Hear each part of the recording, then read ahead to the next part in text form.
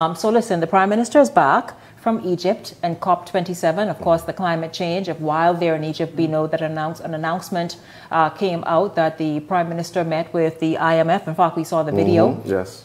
Of both of them making the announcement. The Prime Minister met with the IMF. He was very, very happy to announce, and so was IMF chief alongside him, standing up, that the IMF has formed a relationship with the Bahamas to assist the Bahamas in its fight against climate change. I imagine perhaps it's the region, but certainly that was something good that came out of COP27. What else do we want to hear from the Prime Minister coming out of Egypt? Well, you know, being somebody who reads a lot, I was very cautious when I see him sitting down with the IMF. Anybody who's watching me, you know, go buy the book written by John Perkins called Confessions of an Economic Hitman. It basically showed how members of the IMF were planted in different third world countries to be able to give them X amount of loans, knowing fully well that they can't pay the loans back, and then take over those industries. I think Jamaica, eh?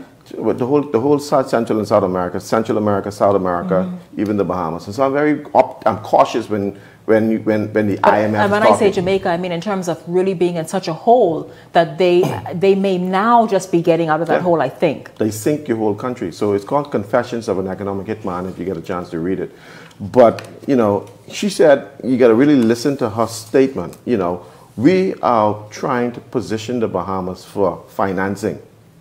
So that ain't sound like you gain us nothing. But that really sounds. That sounds like you trying to give us a loan. Yeah.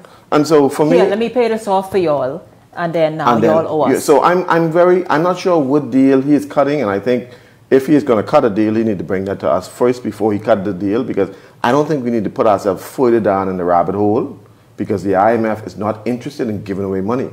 The IMF is in the business of making money, because the IMF and the World Bank basically was created simultaneously, both headquarters in Washington, and their job is to make money.